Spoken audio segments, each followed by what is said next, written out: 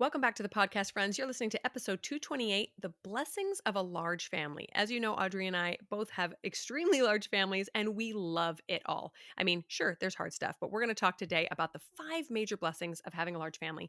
So that if this is something you're considering, or you see large families around you and wonder why in the heck they have so many kids, now you'll know. Let's dive in.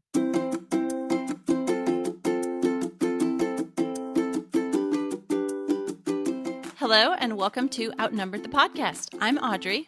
And I'm Bonnie. We are experienced moms to a combined total of 19 children. In our weekly episodes, we explore relatable topics using our perspectives of humor and chaos. Tune in for advice and encouragement to gain more joy in your parenting journey.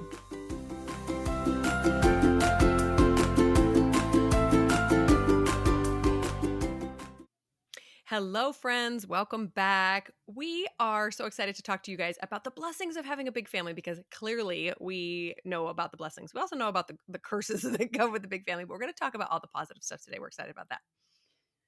Yes, this is going to be a great episode. It's something I think we have talked around in a lot of our other episodes, but never directly stated how all the blessings, why we love it. Okay, so you guys, you remember I told you, what was it, a couple episodes ago that my kids had formed this Rascals Club, which I disbanded, I thought.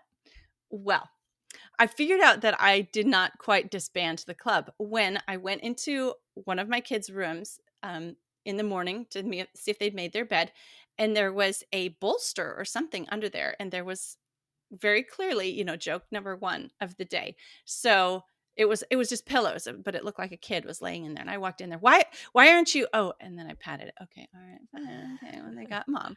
So then I go downstairs and I pull open the silverware drawer to get my breakfast. And there's a plastic, like about this big. I'm gesturing for those on YouTube. It's about as big as my thumb and forefinger can go around. Plastic spider right in there on top of the forks where I'm about to grab. So, okay, I'm kind of getting the picture here.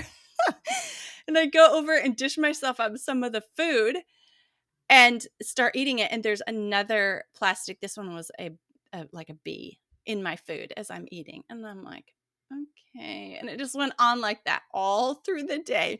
We had an incubator of eggs hatched, and we're trying to incubate this one kind of chicken and have them on the farm. But we also, before we started incubating this kind, just kind of had this barnyard mix.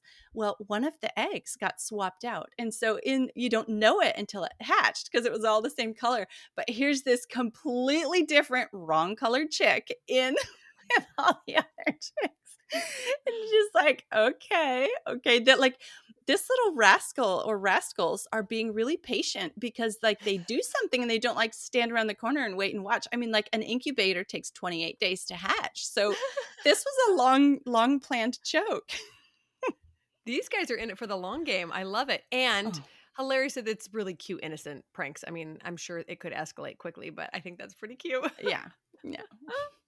So you need to, I don't know, either get stricter with your executive orders or just pretend like you're not noticing it. I don't know what happens now. I don't know. It's kind of cute and innocent. And maybe they're getting some of that rebellion or rascalness out while they're young or something. I don't know. Yeah, I think it was our episode on rebellion, on rebellious kids. So if you guys have any of those or think you might or have yet to reach the teenage years, go listen to that one. That's a good one.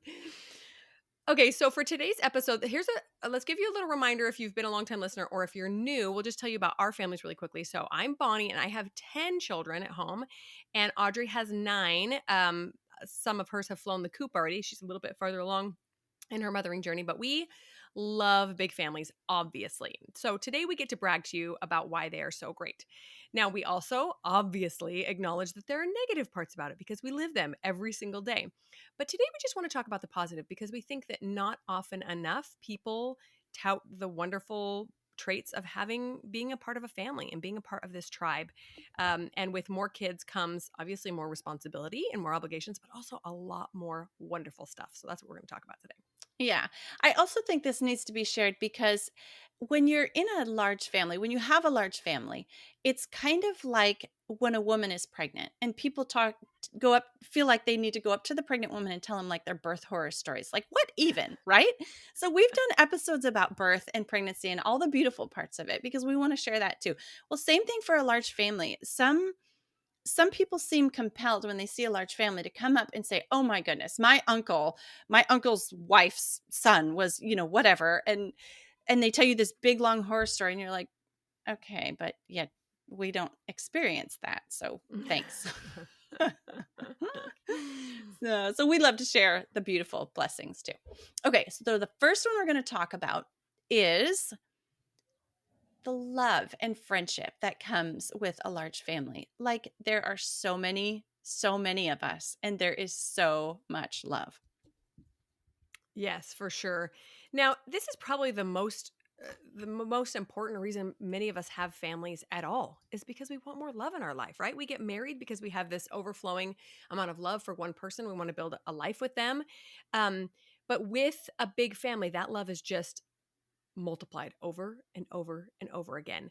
It's not just between you and your husband or you and your husband and your child, but between each child and each set of kids. It just keeps growing and growing. It's really um, it just magnifies on a level that you never even knew was possible.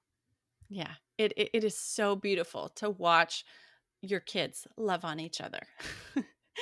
And it is something like we have an episode about sibling rivalry. We acknowledge that, that exists too.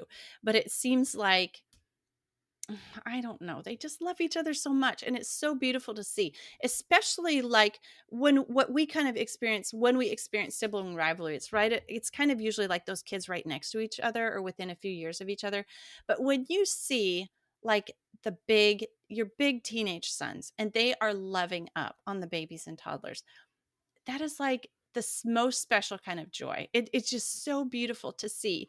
In fact, my teenage sons have had their friends, their female friends tell them that they actually have more experience with birth and babies and toddlers than the girls do. And like, they're going to be such a great husband because of it. I'm like, yeah, yeah, that's right. Because they get to live out this joy, this beautiful love and friendship in these relationships. It's so beautiful. We could do a whole episode just about that. Yeah. Yeah. Speaking about the teenage boys, unfortunately in our society, there is generally so little chance for these young adult men to um, be in appropriate contact with little kids. It's almost socially frowned upon, right? If a guy wants to be like a preschool teacher, or it's really sad. And so the first experience they have after seeing any siblings or nieces or nephews grow up is being a dad. It's no wonder that so many first time dads are like, what is going on? Like, the moms have the benefit, even if this is the case with the female, the moms have the benefit of kind of that biological instinct kicking in. But the poor guys are just flabbergasted, have no idea what to do or how to handle these kids. So giving our sons the blessing of being around other children smaller than them and where they can tap into that fathering instinct earlier, I think does such a service to them and to society at large. Because if you're not seeing the erosion of fatherhood, then you're not paying attention, right? That dads are just being erased from society. They are not being held accountable for their actions. And I want to raise a generation of young men that knows how to be fathers. And that starts when they're very young. Yeah. Yeah. That is so beautiful. I stand up and applaud that sentiment. Yeah, it is amazing. Okay, so the second blessing of having a large family is the growth. Emotional growth, spiritual growth, all the things grow when you have a lot of people around you, right? Now, admittedly, growth comes from difficulty, usually. So that doesn't necessarily always feel like a blessing. You're like, oh, I'm so grateful that I get to grow my patience this week. But that is what comes from a large family. I see this happening to my children all the time. I see it happening to me. Admittedly, it usually takes a little bit of perspective for me to fully appreciate it, but I see it in my kids all the time. Like, oh, look, they keep fighting over this thing, and eventually they figured it out. What a blessing that they had another opportunity to figure out troubleshooting and problem managing skills. All these amazing things that they're learning and growing. Yes, that is a really amazing thing too. In fact, we kind of have this inside joke in our family. Maybe all big families have this. Is that we kind of joke that when we see maybe a person struggling with some, oh, I don't know, like narcissism or selfishness or things like that, we kind of joke that, oh, well, they need to have a child. Or if they have a child, yeah, they just need to have another kid or a couple more kids. Like, there is a cure for that in the world. It's just have more kids. It's a family. Oh, but it is. If you want to really see like the psychological side of this, go check out some things that Jordan Peterson has to say about um, growth, psychological growth, and having a family. Like he basically says that is the only way. There are other ways that are like super hard and intense to grow up, but the main way to grow up is to have little children dependent on you and to take care of them. So just in general having kids, but we see that like on an even bigger level of having multiple kids. Like there's things that weren't worked into me until or worked out of me until I had child number 7, 8. Like I can look back on that and see, oh yeah, yeah, see I learned this lesson with this child. And it's just been really really beautiful to see personal growth, and then like you also said, the growth in others, in the kids and in my husband, and in just from having to go through these situations, um, interpersonal relationship stuff with their siblings, and working it out with somebody who loves you rather than, like a boss when you get into a job that doesn't really love you and care, and maybe your job or your career or whatever is dependent on it. It's kind of good way, kind of safer way to work out some relationship stuff. Yeah, you make a really good point there is that number one, we're required to be together as a family, right? There's no running away. I mean, there is, but that's frowned upon. And there's an added element of this deep love where you want to make it work. You want to fix things. And so even when your sibling is driving you crazy or your spouse makes you want to just pull your hair out, you keep going and you keep fighting long past when you would have thrown in the towel for a coworker or a best friend or even an extended family member. Those close family relationships are like that for a reason. We learn things we can't learn anywhere else, right? The other day I had a friend make a comment. She watched me do something and made a comment about how patient I was. And I just thought, I do not describe myself as patient. However, in looking back over the years, we just had our anniversary yesterday, 19 years of being married. As and looking back over the years, I just think, wow, the woman I was 18, 19 years ago would likely be astonished at who I am today. Really, just blown away at all the things that I can accomplish, at the things that I can do, at the things I can tolerate, right?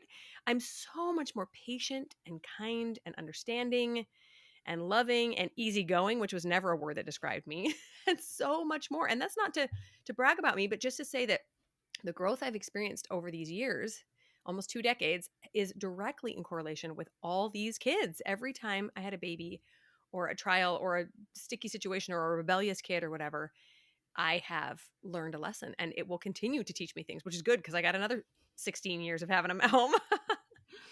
Oh, it was 19 years. Congratulations. See, you're Thank you. almost to the end of your first 20-year vision, like the vision that you and your husband had Yeah. when you got married. Yeah. So, like, Yeah. we talk about that a lot on this podcast. My husband and I have 20-year vision. We try to see how so like you're at the end of a 20-year vision looking back at how your innocent little selves that got married and had this vision to have a large family, look at the fruit that it has now, like even the unexpected ones. It's yeah. Yeah, speaking of unexpected, we were at dinner last night and I asked my husband, "Okay, what would the younger you back when we first got married be the most surprised about?" I love these kind of like introspective questions. Be the most surprised about our life today. And he just looked at me and said, "How tired I am." I was like, "Okay, touche." Yeah. True. It is true. There's that too. I bet he had a good answer after that one, though. Yeah. Okay, the third main blessing of a large family is companionship. Okay, this is similar to love, but it means you rarely experience loneliness. I mean, sometimes you wish you could, but really this one is so beautiful. Like I notice this in my kids too. Like they'll be having a hard day and they'll just go find a younger sibling and like cuddle up with them. Like it's not just companionship for us as the parents, but for our kids too. And I love watching my adult children have relationships with each other. That is something very beautiful as well. It's part of this companionship thing. Yes, it's true. That is one thing I expected my children to be friends. I expected them to fight as well, and I expected them to play together. I did not expect them to offer each other emotional support like they do. And I see the same thing. Someone will be crying and a big sibling will just come up and hold them much, much more often, and maybe even to a deeper level than I can, because there's only one of me. Right. And so, that's probably one thing that overwhelms moms who don't have large families is, oh my gosh, I can't imagine being there emotionally for all these kids on their hard days and when they get hurt or whatever. You don't have to be. And I'm not saying relinquish your mothering responsibility to your kids, but they take it over. They do. And that teaches them lessons of empathy and compassion and love towards someone who is suffering. And sometimes they're the ones that cause the suffering, but then they get to make it right too, which is really powerful. Yeah, we tease my older kids that, they say, "Oh, you're not as hard on the younger kids as you were on us." And we're like, "Look, you guys are responsible for the little ones being so spoiled, because if we correct them, they just go to somebody else for a snuggle. It's like they never come face to face with their own thing that they've done wrong. They can just go find somebody else to snuggle." Yeah, yeah. Oh my gosh, the other day I have a stash of these little cookies in my office for me and my afternoon snack. But Yeah. my 2-year-old found them. And she loves to grab the box and just shake it and take it to anybody. And anyone will open it and give it to her. And the other day when I was gone, somebody said, "Oh, she brought me your cookies," and shook it. And I just couldn't say no. I'm like, of course. And then she got one out and she just kept going, and wanted a second one. But then I just broke it in half and put one in each hand. And that made her happy. I was like, oh, good, problem solving. Stop stealing my cookies. Mm. But this lack of loneliness, like growth, can sometimes be a blessing that you don't want. Sometimes I just crave time alone. I get that can be a challenge as well. I personally love being alone. I don't know if it's my introverted nature or whatever, but my children also know that there's always someone available to them, to listen to them, to hug them, to play with them, laugh with them, be around them. Again, they too need their alone time, and I try to be cognizant of that. And if they need some time, that they have a place to go for that. But it's so great that if I don't have a minute to hear their story or see their latest trick, somebody does. Somebody will give them the attention they need, which is so beautiful. Yeah. You want to know a secret hatred of mine?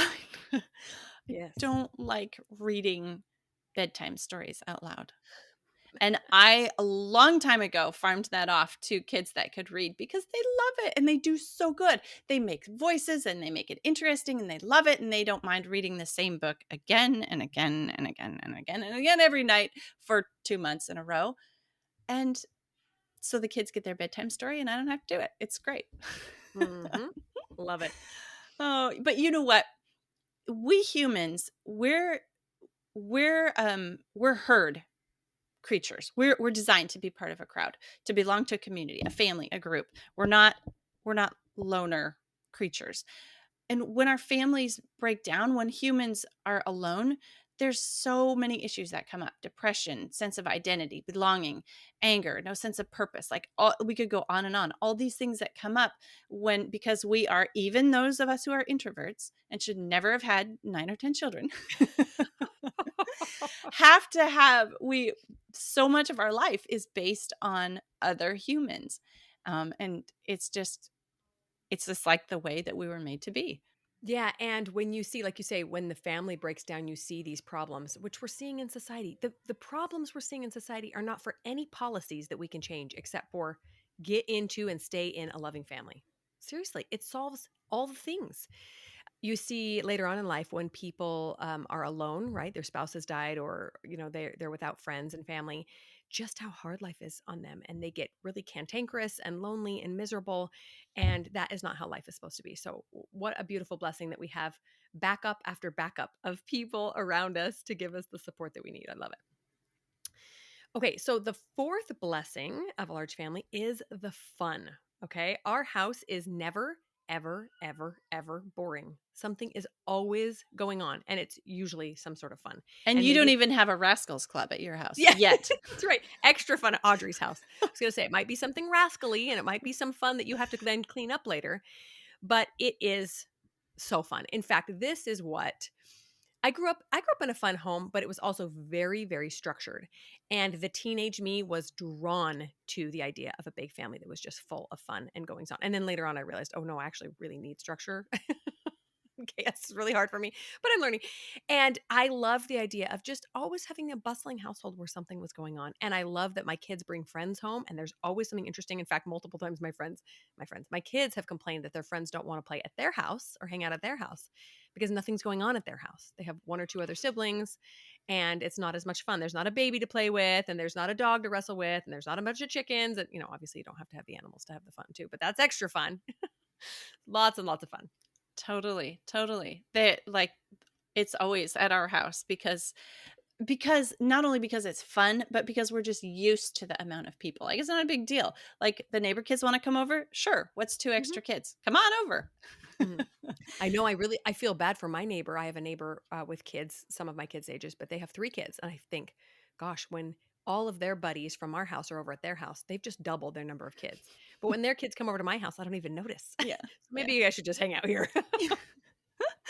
Oh, you're right. Sometimes that fun is hilarious. So funny. I find myself one thing that I did not know would be a blessing of a large family is laughter. Like, Mhm. I laugh so much that I didn't know I would have this much joy and laughter. So it's sometimes the fun. It's just hilarious. It's funny what they come up with, even when it's naughty, like a Rascals Club. Sometimes it's unexpected, but there is so much joy and laughter. It's like you guys, I like who doesn't want joy and laughter in their life? Right? It's so beautiful. And what like another thing I really like about this fun part is I am not the originator of why my family is so fun. Like a big family is so fun, right? I'm not coming up with all these games and all ideas and Rascal Club things. If you haven't noticed, that wasn't my idea. But like, Sunday afternoon, it's usually game night, and I am never the one that initiates that. It's always Mhm. one of the kids and like, "Hey, who wants to play a game? I'm going to get this game out and we're going to do this," and or whatever's going on. I am rarely the initiator of the fun. It's coming from outside of me, which is so invigorating to me because I do so much of the other planning that if I had to plan the fun too, it wouldn't be very fun because it was like just another chore, right? Yeah, I feel the same way. I am terrible at planning fun. If we have free time, let's just go clean the baseboards. There's a lot more to be done around here. I'm a barrel of laughs, let me tell you. So without my Oh. kids and my teenagers and my you relaxed, amazing husband, by the way, things would not be very fun. But somebody is always starting something. Hey, let's do an obstacle course. Hey, let's turn on the sprinkler. Hey, let's go swim. Let's go jump. Let's go do this. And I love that there really is always something going on. Very rarely does one of my kids say, I'm bored. And then it's chore time. But there's always something to do and it's always, always fun. Okay, so the fifth blessing of having a large family is the help. So imagine having a baby or a toddler in your 40s, maybe you have, and you have no one else around to help. Sounds exhausting. It is hard. It's a lot harder to have a baby as you age and really even in your younger years, but as we have gotten older and had more kids, we have had more helpers. In fact, I recently helped a young mom in my neighborhood who had her second baby. And I came over to hold the baby because I just needed a baby to hold. And we were talking about families and growing. And she just said, Oh, I'm just so grateful that you came over, even with all your kids that you have to take care of. And I'm like, I can leave anytime. My kids hold down the fort so well. I remember being in her situation and meeting a homeschool friend, and she would come over and I'd say, how can you leave right now? And she's like, oh, everybody's got it taken care of, right? If a toddler needs something, there's a big kid to help. If something happens, whatever, somebody's there to make a snack. And it is just such a wonderful blessing. Now, I'm not going to say my life is easier than it was when my kids were little, but it is in some ways. It's maybe more complex, and there's different challenges, but the pure physical and emotional challenges of being on all the time for small children is not there anymore, and that is huge. Yeah. I remember the first time one of my kids was able to help. So I had just had my second and he was really big and I was kind of, on laying down on the couch for a while after that. And my husband had gone back to work and I remember laying there and the baby needed a change and I was just exhausted. And the baby needed a diaper change and my next child up, 2-year-old toddled into the room and I was like, you know where the diapers are, right? Could you go get a diaper? And they toddled back out of the room and eventually came back with a diaper. And I was like a light bulb went on. I was like, this is the beginning of something amazing. Because if I'd have had to get up and go get that diaper, probably I'd still be laying here by the time my husband got home. Like I physically was not able. And it has just like perpetuated from that point on. So it has just like expanded from that point on. It's not like I have a bunch of little slaves, but okay, it's like this. How many innumerable times I have responded to some stranger's version of, "Oh my, you sure have your hands full," with, "Look at all the amazing helpers I have." And like it kind of opens their eyes. They're like, "Oh, you've got like a whole team like that can work for you." Teaching your kids to work alongside of you, it means you have super capable kids to help when there's a job to do. And I can't even tell you the number of times where there's been a job, it's been too big for one person or two people, and the entire family swoops in and it's done. Like whether that's Mhm. something on our property, whether that's something at another person's house, and they're like just so grateful because you brought in the entire crew and you got the job done. Mhm. It's not only around the house, but it's being able to use that blessing to help others too. Like you bring the whole family, you bring the party, you bring the work crew, and the job's done and everybody loved it, and you leave. And it's really, really such a beautiful blessing. Yes, I love that. And admittedly, it takes a few years before that comes, for sure. There's a lot of chaos and a lot of work for mom until those helpers get there. But when they do, it comes a lot sooner than you think. I was just thinking about my teenager. He works at McDonald's. And I was thinking about, can you imagine running a restaurant by yourself? Plus with like a toddler on a hip and a baby in a sling. Like that is what motherhood is when you have just little children. It is running McDonald's by yourself. Mm, And then the next thing you know, you have a full crew and somebody's mopping the floor and somebody's taking the orders and somebody's making the burgers. That is what a large family is once those kids start to grow up a little bit. And is it busy and chaotic? Yes, of course, but everybody has their job and they pitch in. And the skills that we are teaching them as they have this bustling little, a large family really is just like a little business that everybody is pitching in to help around with, and they realize quickly that things cannot get done without everyone pitching in. When I was a younger mom with just little kids, I did everything. And when they didn't do their chores, I would just do them because I did a better job anyway. But now there really is so much to be done that I cannot do it all. And so when someone doesn't take the garbage out, it piles up.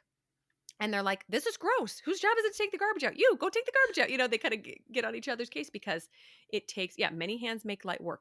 It takes all these hands to pitch in and make the whole household run. It's a beautiful thing. it is so beautiful. I just love it. I remember another pivotal moment for me was early in my motherhood journey. I had three kids, which was the most overwhelming for me. And my husband, I was talking to my husband about how tired I felt about cooking 3 meals a day. And he said, "Okay, which meal do you think that you could teach the kids to make?" And I thought about it. Thought I was like, "Well, probably breakfast. They could probably learn to cook breakfast." He goes, "Okay, I challenge you within a month to have taught your kids to make breakfast." And I was like, "What?" He was like, "Yeah, no, teach these kids how to make breakfast. You can do it. They can do it. You can train them." And since that point on, I have almost never cooked breakfast because I've got this Awesome. crew and they're trained, and it's Hmm. hello, it's a life skill. They're going to need to eat breakfast in life, right?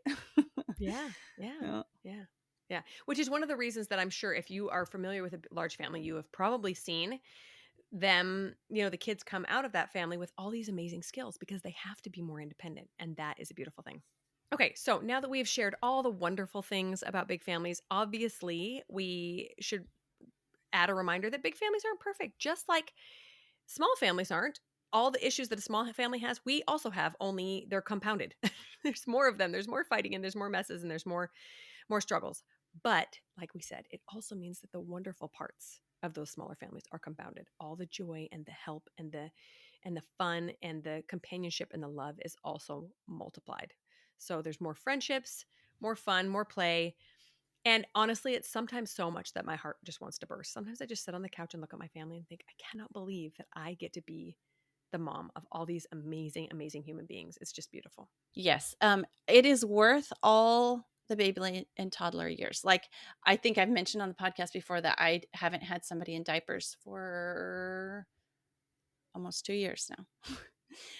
And before that, it's okay for me to say that because before that, I was like, what, 20 years of kids in diapers? But it's worth all the baby and toddler years, all the exhaustion, all the never ending work, all the huge jobs in front of you, all the cleaning for these joys and blessings. It is really, really worth it. And I think the biggest blessing of a large family is it comes from the Lord because that's what he wants from us too. There's a verse in Psalm 127, and it says the last two verses, it said the last three verses, they say, "Lo, children are an heritage of the Lord, and the fruit of the womb is his reward. As arrows are in the hand of a mighty man, so are children of the youth. Happy is the man that hath his quiver full of them. They shall not be ashamed, but they shall speak with the enemies in the gate." Like, I do believe that God blesses us when we have a large family because it's something that he wants for us, because it is a picture the of what heaven is going to be like a large family. And so when we learn and love and are blessed by a big family here, it's like a little taste of heaven. I just don't know any other way to put it. And that is for us, the biggest blessing. Oh, I love that. That's so beautifully put. Yeah, I would also say that because we believe that having a family and bringing children to earth is an essential part of why we're here, that it is something that God wants us to do, that I really feel like all of my efforts are magnified. Everything I try to do, I get help from. I really do just sometimes feel like angels are supporting me because this is a work that is going to affect so many people. It doesn't just affect my family. And sometimes you get rude comments online or out in public about overpopulation because people don't know about that that's not a thing anymore. I don't know, it's a holdover from the 80s or whatever, but the fact of the matter is my children will affect thousands and thousands of lives, right? Their families and their communities and their church congregations and the government and every life that they touch relates back indirectly to the work I am putting into my family now. And that to me is just so humbling to realize that we are creating communities and cities and so much more than just what our little family is doing right now. So all the good we put into them now gets magnified, right? And that to me is the work of legacy. That is why we do this, because we are building a legacy. We're not just building a family. And my mom made a comment not long ago. She said that she's a baby boomer, right? She was born in the 50s. And she says, I firmly believe that one of the biggest regrets my generation has is not having more children. Because now they're in their 60s and their 70s, and they're looking around going, gosh, this is it. This is what's important, is family. And we had one or two kids, and if that's right for you, that's right for you. But she has met so many friends and family who have said, gosh, we could have built more, we could have grown more, we could have had more of a legacy, more of an impact on the world, and have more blessings in our old age as well, because that's what we have at the end, is the family, and that's it. So I'm so excited for that phase as well, because it's going to be a beautiful thing to watch. That reminds me of a study that was just shared with me the other day. It just came out that most, what was it, 97% of women who put off having a family to have their career and wait to have a family until their 30s and 40s regret it. They have a measure of regret. Sad, So right? if you, I want to speak to the young moms who are overwhelmed with the kids that they have, but wanting this idea of a big family. And I just want to go back and underscore something that Bonnie said, that you will have help and it is worth it, and it is such a blessing. And we encourage you, if it is possible for you, that it's not something to resist. It's a blessing that's out there waiting for you. Yeah, and along those lines, I know so many friends that just think, well, it would just be so much harder to have another baby and the pregnancy and everything else. But the pregnancy and the toddler phase are a blip on the radar screen of that child's life and of the impact that it will make on your life, right? My 18-year-old, oh, he's almost 18. I look at him and just think all of the good that he is doing and all the blessings he brings to our family and to the world. And I don't even remember his pregnancy. Yeah, it was hard. Yeah, I complained, right? And then all these decades we get to, like, we're talking about a life, right? We're talking about a life, not like, should we adopt a plant? Like, talking about creating a new life that can go out and just make so much impact on the world. It obviously wasn't a question for us. We went and did it, and I highly recommend you do too, if that's something you're thinking about. We did not plan to have a big family, but once we started to receive the children that we have and started to get the blessings also into our life, we just we couldn't say no to any more children that God wanted to bless us with. So it wasn't our plan, but it is definitely something we're thankful for. Yes, absolutely. All right, friends, we hope this has been helpful. If you have a large family, you remember some of the amazing blessings that you have and will be given. And if you don't have a large family, that maybe you consider it yourself, or at least extend some compassion to the next big family you see trudging along the sidewalk. Thanks so much for listening, friends. I'm Bonnie. I'm Audrey, and we're outnumbered. Thanks for listening, friends. Click the link in the show notes to subscribe to our email and never miss another episode. Show us some love by leaving a review on iTunes or sharing the podcast with a friend. Thanks for all your support. We'll talk to you next week.